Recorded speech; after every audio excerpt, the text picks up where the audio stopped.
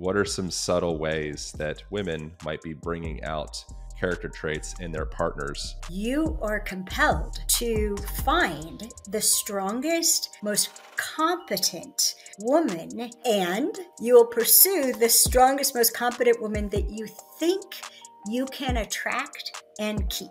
If I had enough attention, how much attention would that be? What kind of attention would it be? What would it be like? Then we can find out how to get enough of it. It's so much less than we think. We don't learn. Human beings, and even more than human beings, we are born liars. Lying is a fight and freeze mechanism. It is the go-to place.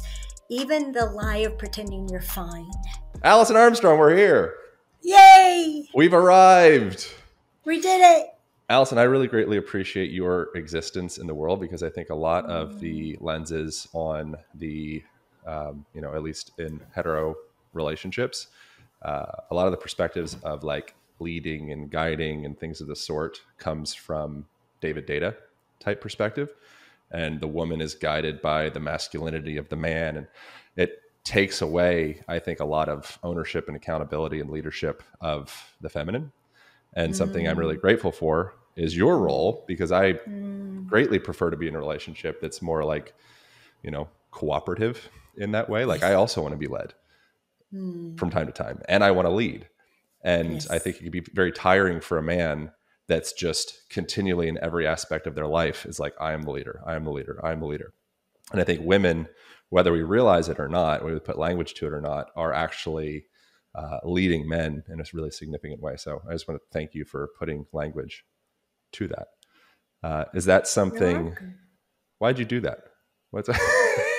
How'd you come up with all these ideas? What did I do? What did I do? Oh gosh. Yeah. You truly want me to start at the beginning?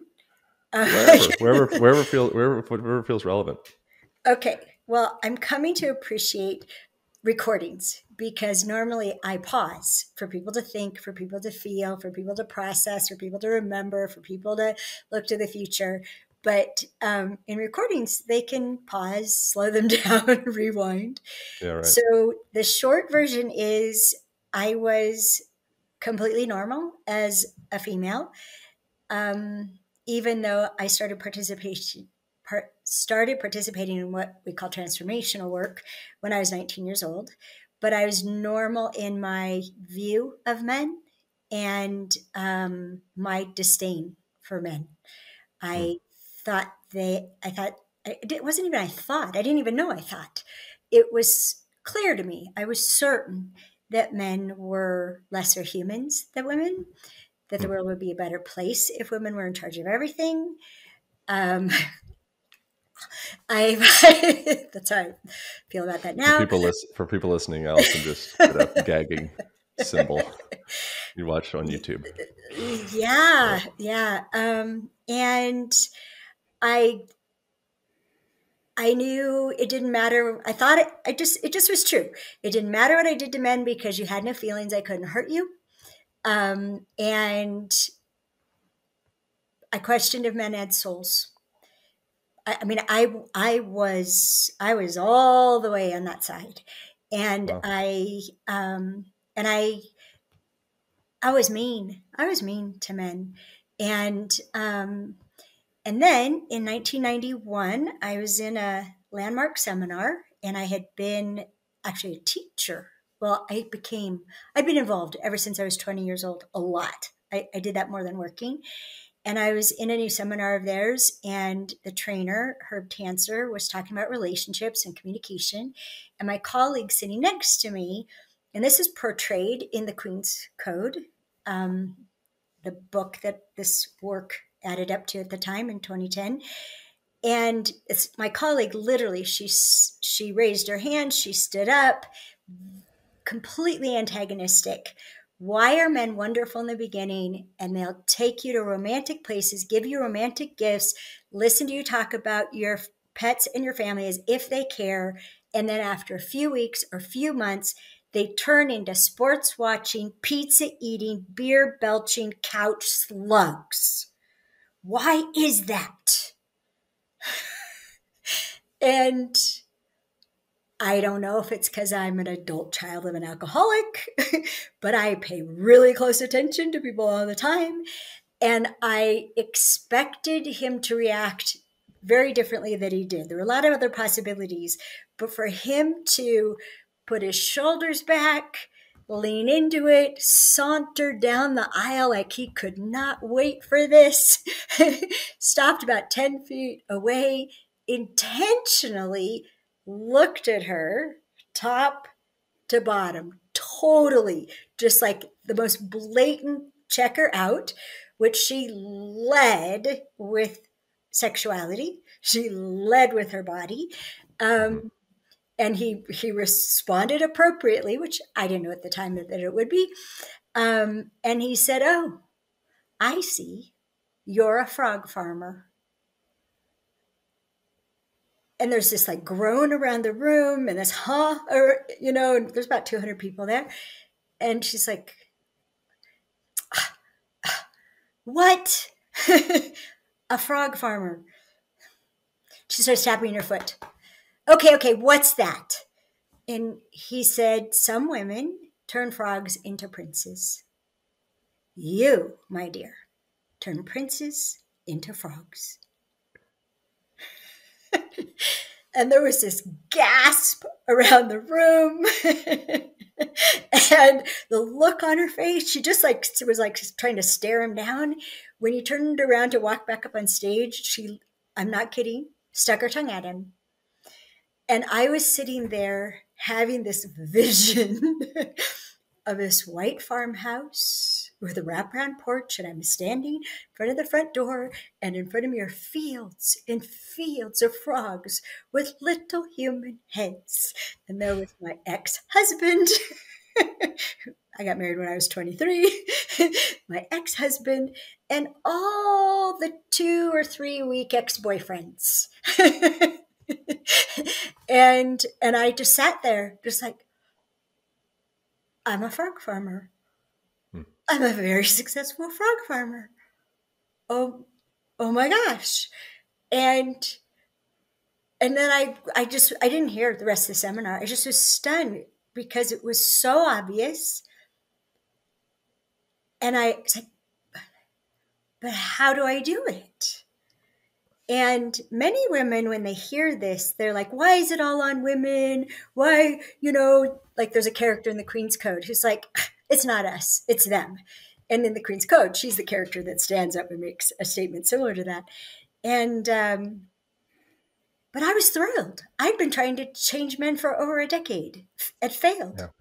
The idea that I had something to do with it, I could transform myself. I had a lot of evidence for that.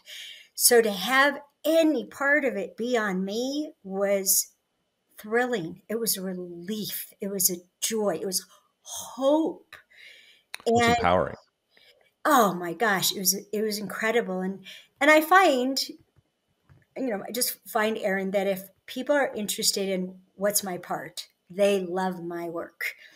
If they want to objectify, blame, diagnose, accuse the opposite sex, they hate my work. And I just don't stand for it. And this question popped into my head, and then I'll let you take it over. And I didn't know it at the time, but that was a beginning of over 30 years of literally being guided. I am so grateful and so guided, so taken care of by higher consciousness, whatever we want to call it. And at first I thought it was my own brilliance.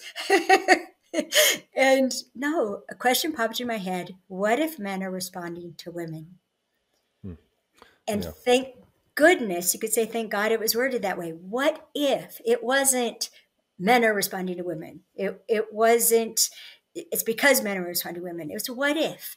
And so I started paying attention. I had 3 men who I was their cheerleader. I didn't have to kid off their heads because I didn't need anything from them except to pay me. I was their coach and their cheerleader and their blackboard. And I started paying attention to them. And when they did something that I didn't understand, I didn't understand why, or I thought I understood why, I would check with them. Did you do that because of this? And that was the beginning of being wrong 98% of the time about what I thought men were motivated by how I thought men made decisions, by how I thought, what I thought men were responding to. And it was, I mean, it has been a revelation. I've never committed to studying men. I just was going to find out how I was bringing out the worst. That question popped in my head, and I have been fascinated, enthralled, uplifted, saved for decades by starting with that question and the ones that have come since. What if people only ever do what's important to them? Nothing else ever rises up to the top. What if there's a good reason for everything you do? What if no one's misbehaving, including you? What if everything about you is worth respect? All those things. Yeah, I think I am a big fan of accountability and responsibility because it feels very Yay. liberating, and it feels like it opens up, it removes the roof for growth. If you're leaning into accountability and responsibility, then you're like, I'm clearly not perfect, and simultaneously I'm perfect, and everything's expressing perfectly as it is and as it should be. But I have 100% ownership in my role in this relationship, whether it's even like bringing this partner into my life, or Yeah. there's a concept called the Pygmalion effect, where it's the idea that you, through your thoughts and your perceptions of another person, start to draw out those, you can kind of manifest that person based off of your perception of the person. So if you don't trust someone, they become untrustworthy. If you think someone is, a hero, they kind of start to become a bit of a hero. And I think it's interesting how we are continually imprinting and kind of like molding our friendships, our business, our relationships based off of the stories, preconceived stories that we might have about that person, and maybe the meaning of relationship, and et cetera. So I wonder, from your perspective, what are some, and feel free to disagree with any of that, but I wonder from your perspective, what are some subtle ways that women might be bringing out character traits in their partners that aren't so ideal? And like, what are some like this, like the subtle factors happening in that, where like, I'm trying to change him and he keeps on Yeah. going the opposite direction of what I desire. I can't get this. Yes. Oh gosh. I mean, for people watching YouTube, they can see me grinning, right? And my eyes opening wider and wider because you have said worlds in every sentence. Oh, good. And yes, can I unpack it a little? Yeah, please. Perfect. So some I may not remember, but when you said I am 100% responsible and accountable for my role in this relationship. And I'm not sure about roles because it sounds like they exist, right? I think they're ours to create. But it's so important that you said it that way because people tend to be not accountable for what's their part and taking accountability for the other person's part. So, Sure. yeah, so what we're being accountable for is critical. And That's really interesting. it's we have an online course called Extraordinary Choices. And every one of the 14 extraordinary choices is the opposite of what instinct would have us do. And the first extraordinary choice is accountability at choice, conscious, wide awake. I'm choosing to take that on, not because someone expects me to, not because I'm supposed to, not because it's my role as a son, as a father, as a mother, as a sister, as a girlfriend, a boyfriend. I am saying yes to that one accountability at a time. Not a job description. You call me your boyfriend and you expect me to act like a boyfriend? No, we're going to unpack it. When my boyfriend told me he had said to one of his kids, "Have you heard about my girlfriend?" When he told me that, I freaked. I freaked out. I'm like, "What do you mean by that? What do you mean? what would be my responsibilities? What would I be accountable for? Why are you calling me your girlfriend? We haven't agreed to much more than when I text you and when I don't. Because I've been making agreements since the very beginning. And it took so long for it to be okay for him to call me that. And he was like, can I explain? And I'm like, okay, yes, please. What that means when I say it is that you're important to me. I was like, okay, I'll try to get used to it. but I have taken on for almost 4 years, one thing at a time, wide awake, wide-eyed. We have built something gorgeous, one agreement at a time, one deal at a time, one follow up on, I didn't do what I said I would do. I apologize. I'll have it to you by tomorrow. Like cleaning up, integrity, a deal that it's one of the hardest to keep is to say ouch, to say ouch when we feel hurt or disrespected. But we do, and we're brilliant at it, and it's why we're more in love now instead of most people get less and less in love. So what part's mine and what part's yours is critical. And so, I mean, you said one sentence, right? So you said that part. Before that, you were talking, when you were introducing me, you were talking about women leading. And I think men, well, first, women think that men are intimidated by strong women. And that's not true.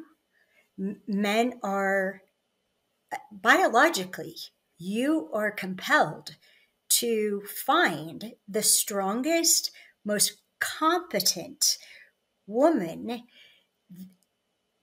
and you will pursue the strongest, most competent woman that you think you can attract and keep. If you don't think you can attract and keep her, biologically, you can't spend the energy on it. You cannot try at what you think you can't win at. You're so much more aware of you. That's how you die. You don't do Hail Marys in relationship. You don't do Hail Marys. You only do Hail Marys when there's 4 seconds left in the game, and that pass might do something, right? That three-point shot might do something from half court. You don't do that in relationships, and women are expecting you to do that all the time, because it's our job to give you ample proof you have attracted me, and this is how you keep me. And that until you have so much evidence, I can keep her. I can give her what she needs. I can make her happy. I've done it for the last 2 years. I want to do it for the rest of my life. Let's do this. And so female leadership, one of the ways we look at it, if you wanted to look at masculine and feminine, or other words that I like to use these days are committed state of mind and open state of mind. But there's, in a committed state of mind, there's results. There's very tangible results. Are people safe? Are people provided for? In what diffuse awareness, what estrogen does to the female brain, the accountability, the leadership, I assert, is in how are we being? That we consciously choose what we're committed to being, and then we get what we need so that we can reliably be that. People can depend on us for compassion, for vision, for kindness, for patience, for being committed to being happy. And I'll let you know what I need so that I can be happy, because it's my job. That's my job. And it's such a revelation for men to find out 95% of what has a woman be happy, a man can't do for her. He can only support her in doing it for herself. And then he has a chance. And so many men hold themselves accountable for making women happy and end up believing they're not good enough to make a woman happy. This is what I mean by...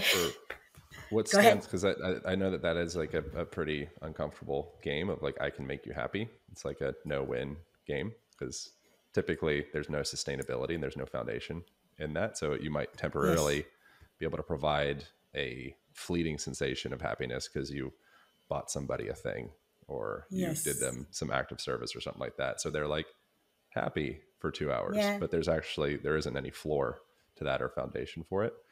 What Yeah. does a woman need to be happy, collectively speaking? What do women, collectively speaking, need to be happy? Maybe what that Um, maybe men might not be as privy to. Is there any kind of things it's like, oh yeah, like men miss this one? yeah, I can. We have a course called Being Extraordinary as a Woman and another called Being Extraordinary as a Man. And it's all about what we need in order to embody our highest values. Mostly people preach their highest values or expect people to live up to their highest values, but to actually embody them, our highest values are spiritual qualities, Mm. and we got to literally get them in our physical bodies if we're going to be them.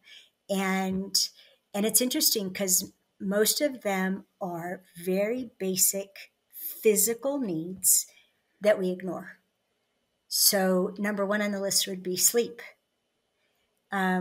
It's the biggest tank filler. It will give us access to so many important and beautiful qualities, capacities.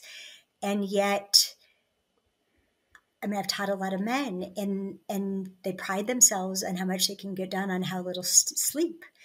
And then I have a little chat with them about blue pills and how if you don't, you build testosterone by resting. If you don't rest, you don't have erections. And then you have to take a pill to handle that. And I literally had a man shout at me across swimming pools and hot tubs at a spa in Orange County. I love you, Allison! Because he'd started sleeping and he and his partner were just having a great time, no necessity for pills. He got rest. He woke up in the morning, soldier at attention. Let's go. And that's how it works biologically. So, getting enough sleep, almost nobody does. I wake up with patience when I've had enough sleep. I don't have to work Yeah, at being sure. patient. I overflow with patience. So that kind of diagnostics of what capacities are related to what needs. If I move my body, who can I be without working at it? If I get enough affection from Dan, who can I be? I literally overflow as that. I don't work at it at all. Who can I be based on what? And when we connect the dots, and some of them are general sleep, movement, affection, fun, nature, quality alone time, quality time with other humans. Um, those we share. The amount of them, and a really big difference, I would tell you, Aaron. You know what a colander is? A Yeah. sieve? Yeah. Okay. So, women, because of our biology, we are like a sieve. We're like a steel bowl with a bunch of holes poked in it. This is why you could tell a woman she's beautiful every day and she won't get tired of it. Mm. If you mean it, it matters because it leaked out. You Yeah. could say, I love you every day. You could say it more than once. It leaks out. Men, because of testosterone, single focus, you're like that intact stainless steel mixing bowl. You can appreciate a man for something, and 6 months later, it's still with him. Yeah, it's very frustrating. That's something that I've experienced a relationship of, like, it's like the what have you done for me lately type thing. I'm like, God dang it, we just did it's, we did a whole vacation. It was 10 days. And I'm like, then 2 days later, I'm like, what's the shelf life? Like, come on. Yes, but you're not paying attention to me now. Well, Yeah. so the point of it is, well, I have 2 points. One is that 95% that's on women to be able to be made happy, which is also on men. For a man to be in a good mood, he's got to be productive and he's got to have some tanks filled. He may Yeah. need to have his alone time, exertion, guy time, productivity, all that stuff. So it's on us to do that part. And once we have the critical word is enough, it's never going to be perfect. When we have enough of what we need, then happiness, literally, Aaron, is radioactive. And a woman can be happy from the tiniest thing. And she can, this, I'll just give this to any woman listening or men who would transmit it. There's a, we can test ourselves. A woman can test herself. Do I have enough of what I need? It's not perfect. It wasn't a perfect amount of sleep, a perfect amount of alone time, or perfect amount of anything. But if I can remember something that made me happy and literally having the feeling of happiness in my chest, for a man, it would be up here. We feel happiness in different places of our body.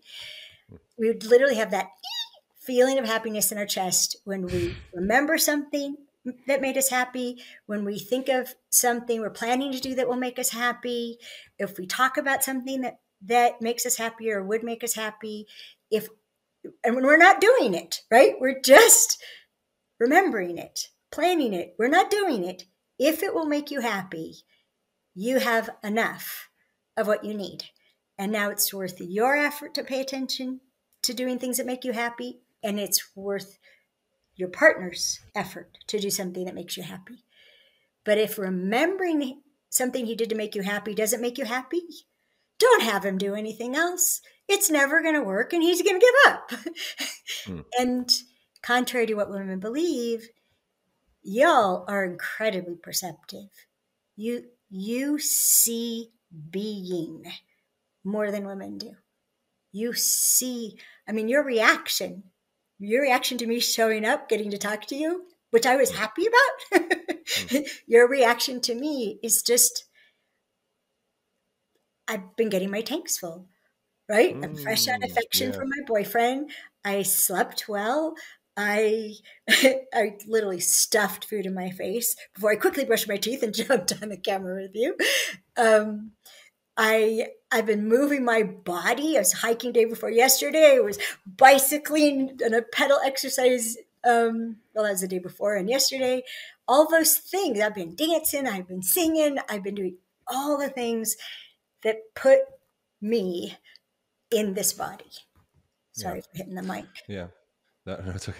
That's something that I think stands out as just the way that we greet each other. I think is very powerful, and that's something Mhm. that one could take ownership and responsibility for. Of like, if I walk into the door, it might have nothing to do with my partner, but if I have this resting bitch face thing going on and I'm stressed, which is whatever, naturally, partner is probably going to take that personally, and you're going to start to habituate. Oh, when they see me, they're they're not jumping for joy and excited and like softening and opening. They're kind of in a place of like hardness, and then all the stories start unraveling behind that. And so I would think that that would be something to pay attention to as far as like a tool in relationship. Like before you see your person, kind of like do some breath work, shake it off, do a couple stretches, like stretch your face out, and greet that person from a place of love. And I think that that's like those subtle little things of the way that we might bend the fabric of a relationship and not realize it. That would be probably a subtle example of ways that um, we might be kind of like either polluting the dynamic of the relationship or supporting the dynamic of the relationship. Just like the subtle little facial gestures. Does that make sense? And is there anything other like subtleties in that? Well, it does make sense. And there's a barrier to what you're proposing. I love what you're proposing. Mm. And and the and there are two things. So okay, so just to start with, we're called opposite sexes. Yeah. Opposite also means opposing. So we literally have opposing instincts. Like we just like clash again and again and again, male and female instincts. If we can understand that and make tiny adjustments, we're completely complementary. It's extraordinary what can happen between us. And one of the opposing instincts is, say, for example, a woman at home or a woman in the office. She is full of all the things that she usually sees needs to be done, that she's done and she sees needs to be done. And a man comes home. He walks in the door. Her most likely thing to do is to hand him something to do. Here, take the baby. Why didn't you bring home the milk? I texted you, right? So she'll hit him with something she needs from him immediately, which if she did that to another woman, we could handle it because of how we're built.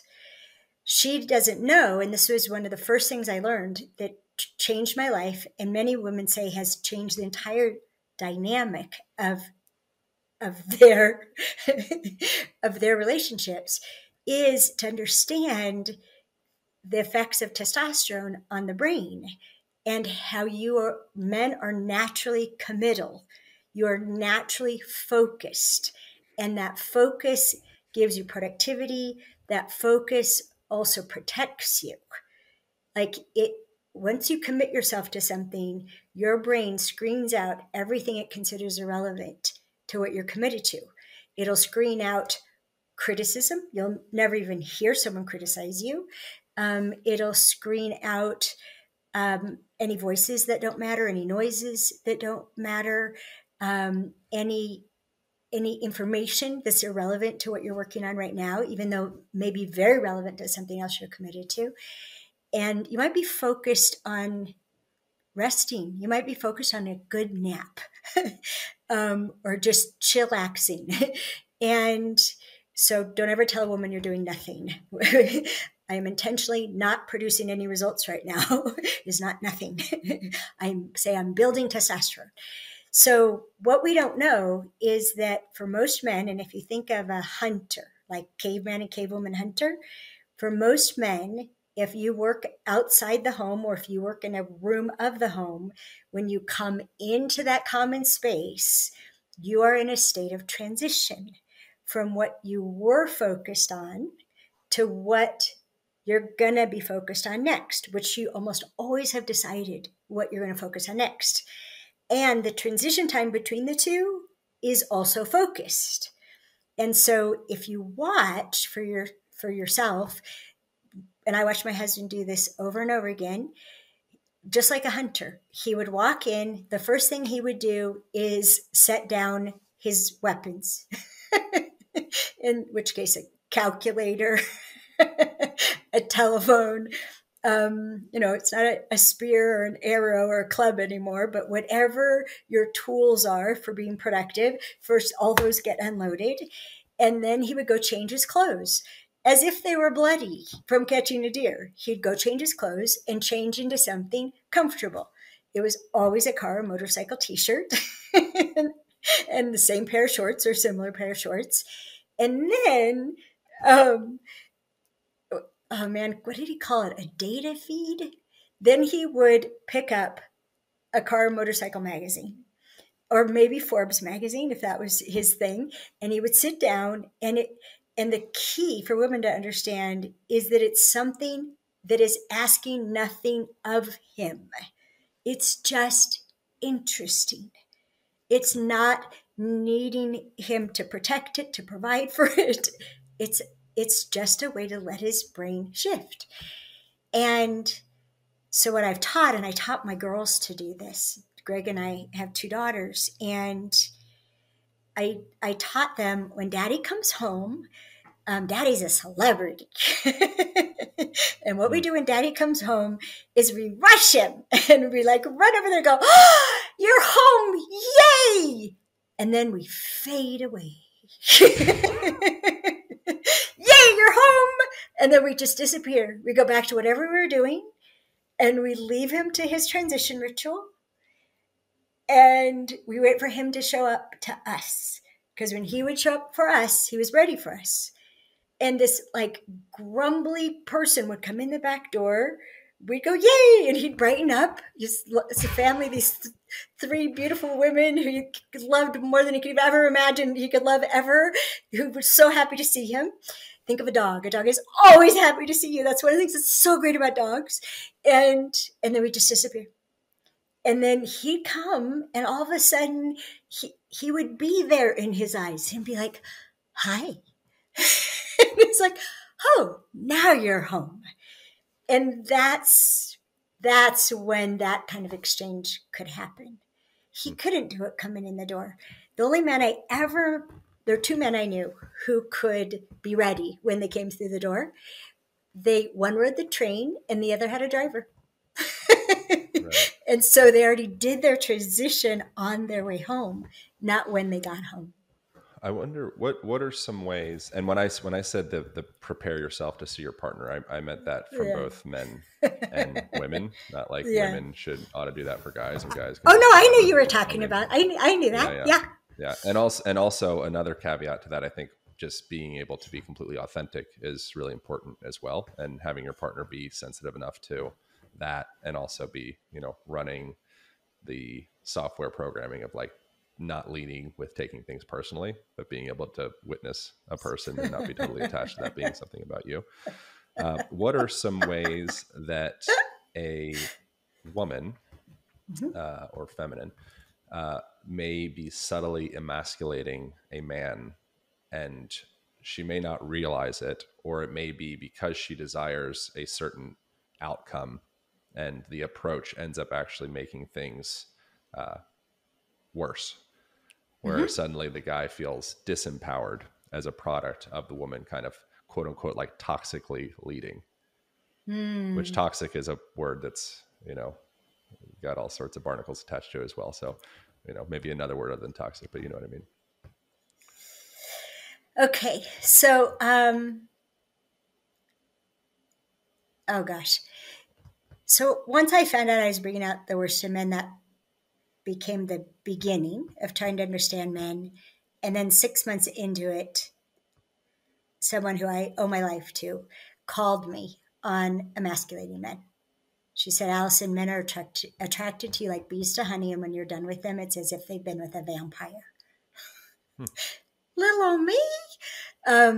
And proceeded to tell me all the ways she'd seen me emasculate a man, or knew I had because she saw him afterwards. And as she pointed them out, I was like, oh yeah, that was a good one. Oh yeah, that put him right in his place. Took the wind out of his sails. I was proud. It was my job. Men are dangerous. We have to disempower you to be safe. That's what you're actually you're shooting yourself in the foot in that process, because now you have to deal with the outcome.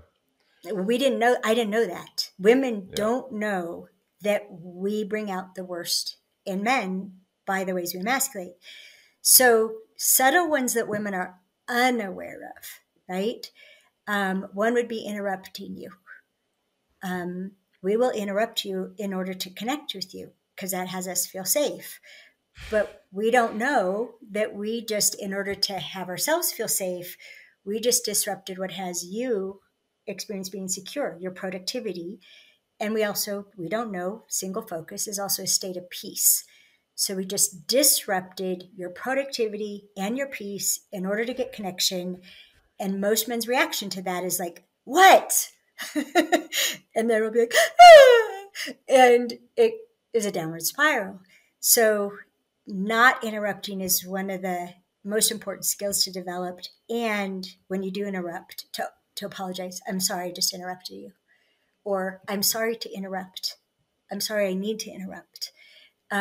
If you were acknowledged that it is an interruption, men can be incredibly tolerant of it. If we act like what you're doing is stupid and what I need is more important, which women do a lot, of course I can interrupt you. You're just watching a stupid basketball game, hockey game, football game, cartoon, playing a video. Everything you do is stupid. I would never do it. That you do it is stupid. And so of course I'm going to interrupt.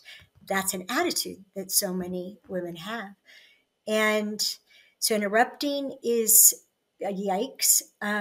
One that's really, really hidden. Oh boy. Okay. We withhold quality information. So we expect you to know what we need without Right. without us telling you.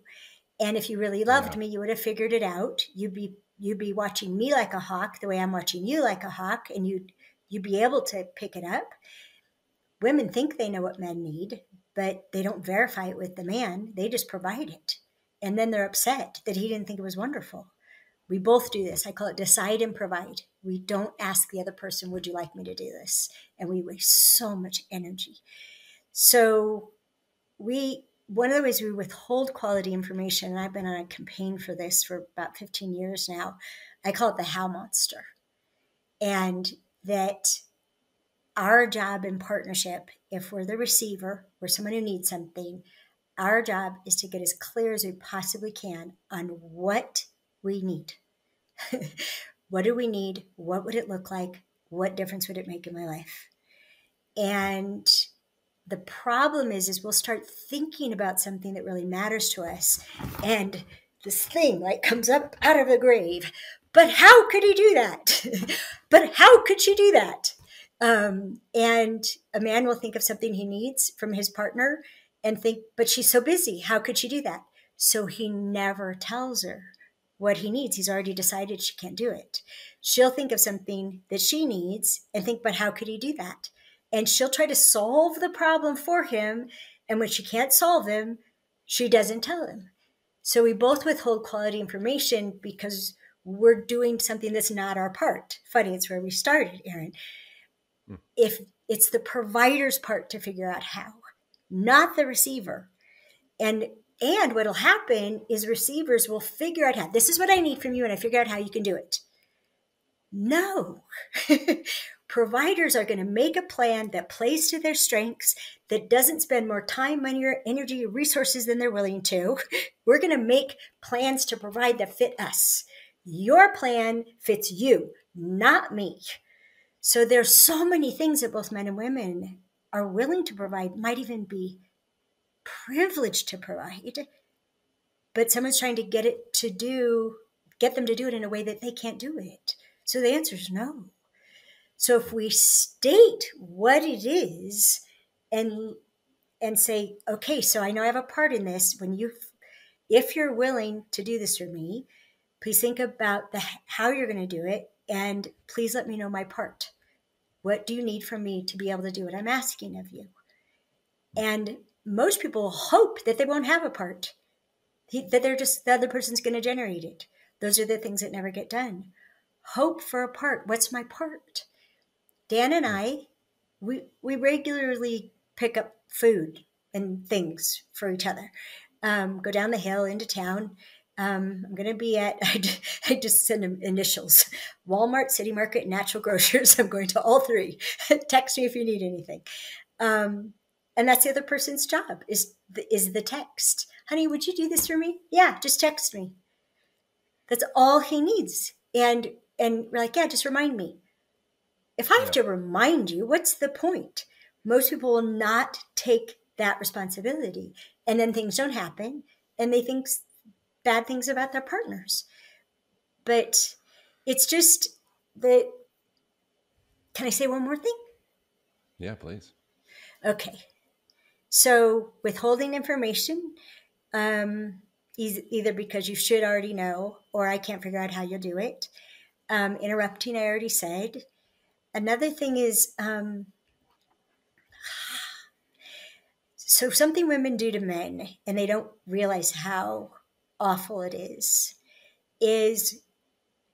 we, because of our feelings, we think our feelings equal truth. And Yeah, and they're so and powerful. They're overwhelmingly powerful. It takes over, anything. While the feelings are surging, it's like this is the most important thing, whether you like it or not. well, it's also, I had men say to me, why do women always make their feelings the center of everything? And it was such a illuminating question. It set me down a path to find out where men's feelings are. And I referred to it earlier. We don't make our feelings the center of everything. Almost all of them happen right here. This is their home. This is joy. This is hurt. This is happiness. This is caring. This is compassion. This is love. It's like a condo complex, and they each have a little place. I started looking, okay, where do men experience happiness? I even asked men, so where do you feel happiness? And they look at me like they didn't know what I was talking about. And then I kept observing, and I love athletics, and it's a perfect place to study men. You guys experience happiness in your upper chest, your neck, your shoulders, and a big happy, what we would call a moment of ecstasy, surges all the way through, goes down your arms and out your hands. You spike the ball, you jump up and hit the net, you high five, you slap an ass. Happy comes, we won, right? It comes out of your hands. Yeah, and this is also in the same place as where you experience anger. This is, and it comes out your hands. And I've had to teach so many women, they're so afraid of men when they throw something, right? They're holding something, they get pissed and they throw something. Don't be afraid. Even when he's that mad at you, he is disarming himself. He is throwing away the club. He was such a jerk. He punched the wall. Honey, he was protecting you. That was not you. Even in the midst of his rage, he was protecting you. It's like, what? Right? I mean, I would say probably thousands of times, Erin, studying you guys since 1991. Who are these people? And it's always, who are these people? Like, you're so amazing. You're so generous. You're so protective. You're so caring. I swear your feelings and emotions are bigger than ours. I know anger's bigger because I got to experience that when I had a very high dose of testosterone. I felt like an atomic bomb. and just listen to music. I believe men love more intensely than women do. And I could probably be hung for that from my gender. Listen, read poetry, listen to music, pay attention to men.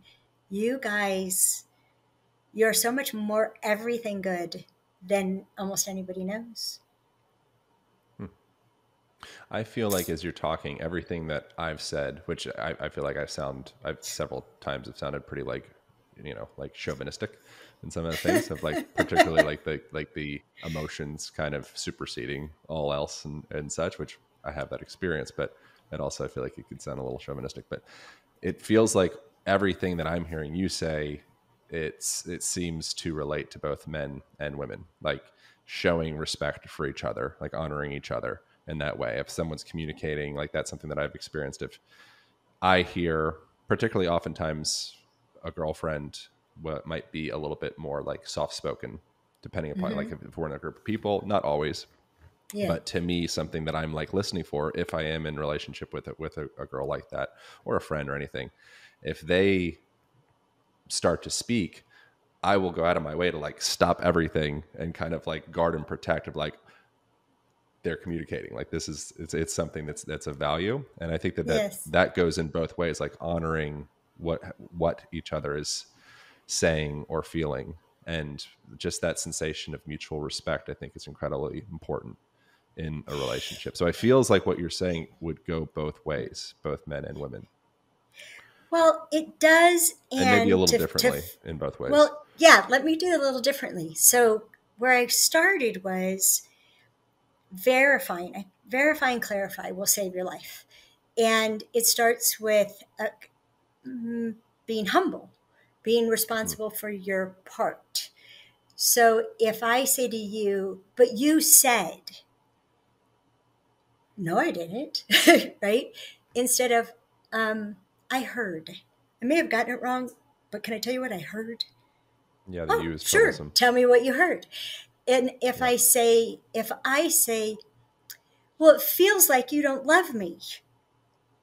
A man typical reaction will be, I can't control your feelings. Mm-hmm.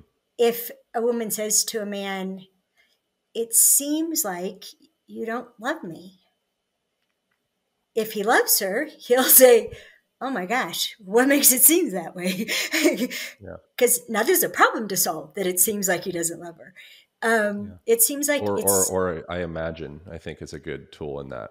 It comes from like the nonviolent communication model. I think it's where it comes from. But it's like when I experience this with you, or when, you know, I see you do that or whatever, I imagine you don't love me. Could be something that would be even more level of like ownership, I think, potentially. could I be more particular? Because Yeah, please I'm keep going. so rigorous with language. Yeah, yeah. Yeah, please. Have to Rigorous. be. So Yeah. I distinguish between imagination and hallucination. Oh, interesting. Yeah, our minds do both. And hallucination happens in the amygdala, which if you drilled in from here, if you Right. went this way and this way, you would run into it. Sure. It's bigger in women than men and twice as active. And it is the what if center. It's the what if center. It is anticipating threats and opportunities. It hallucinates. And Right. a hallucination is unreal, and we think it is real, and we act as if it's real. And that's what you've been talking about since the very beginning of our conversation. Imagination is also unreal, but we know it's unreal. And imagining is a conscious creative act, and it's a way to develop clarity. That's It's good. literally creative. So imagining very clearly. So if I did get what I need, if I had enough attention, how much attention would that be?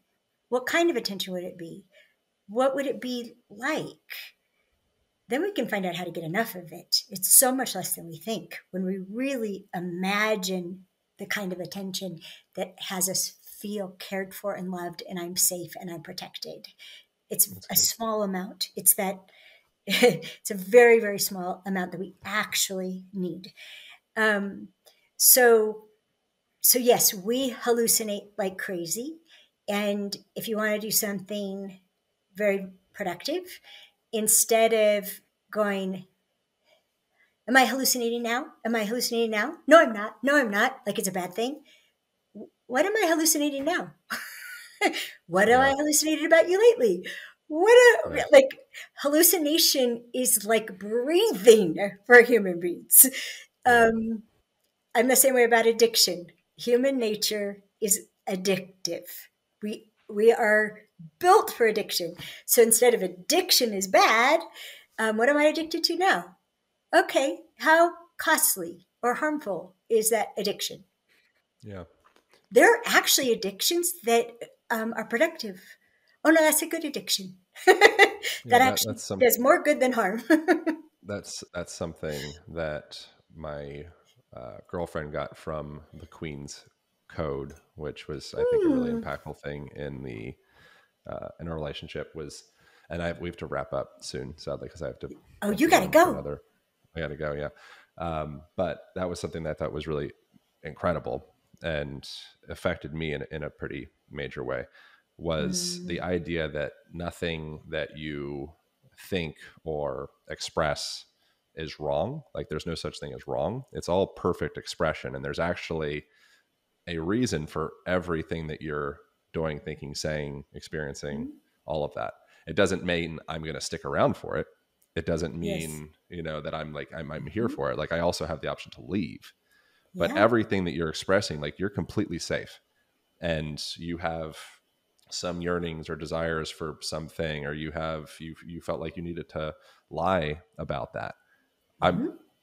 that was a survival mechanism. That was actually an adaptive pattern Mm. that you've utilized to keep you alive. I'm so grateful that you learned that. Let's unpack that and bring that onto the table and love that and see where we go with that. And I think what happens on the other side of that is a lot of healing, and a lot of like unpacking of deep things that a person maybe was addicted to some relationship to shame or guilt or any of that. And they've never actually had a dynamic within themselves or partnership or anything to be able to actually look at that because it just kept getting darker and more shamed and kind of pushed away. But that was something that I, and you might disagree with that as well. No, I'm not disagreeing with you. I just, what you just described, I call the road to hell. Mm, And it is, it is critical that we know how it works and that we cure it. yeah. And it's something that I've taken on once I found out how much men were taking accountability for, and therefore were ashamed of having failed and someone was harmed in some way. Mm, And it's, I just, one thing that you said, that I would say I do disagree with. yeah, please. We don't learn. We don't learn. Hmm, Human beings, and even more than human beings, my dog can do it, horses can do it. We are born liars. hmm, Lying is a fight, flight, and freeze mechanism. It is the go to place. Even the lie of pretending you're fine, sure. that it is the go to place when we're threatened. And we don't have to learn to do it. We literally don't. A 1-year-old already has lying as a capacity. So Yeah. that's the only thing that I just, that I would say, there are things that we think we learned or were taught, or it's our culture, that it's more like human instinct is the loop side of the Velcro and Hmm, culture is the hook. interesting. And that's why it's so dominant. They hook And into each other. I would imagine that the safer a person feels within themselves, within their community, within their work, within their relationship, the less inclined they would be to lie, generally Well, speaking. Not as an absolute, well, because there's such a thing as there's a pathological liar. yeah, I'd well, imagine yeah, that's wrapped in some type of trauma somewhere. yeah. I was given birth by one, but let me put it this way: it's safety and security. Those feelings and that thinking that are the beginning of the best in everyone, male or Yeah. female, Yeah. and truth is my second highest value. And so I've done a study on how do I get it, and my definition of an honest person is they'll tell you when they've lied. It's not that they'll Right. never lie. They will tell the Sure. truth about having lied. Can I end with something cute? Yeah, please. Super sweet. Yeah, super. We hadn't been together very long, but we'd gotten naked, and Oh, after lots of discussion over the yeah. phone, which is I heartily recommend, Yeah. along with the erotic blueprints, Oh, and yeah. um, so I was crawling into bed with Dan, and I said, I'm feeling self conscious because I feel kind of chubby. And he said, "You're not chubby." And I'm still in the process of literally climbing over him to get into bed. And and I just kept going. And then he said, "No, you're a little chubby, but it's all good." And I turned and looked at him. He goes, "I remembered that truth is your love language." That's awesome. It was the best. I mean, it was probably like That's good.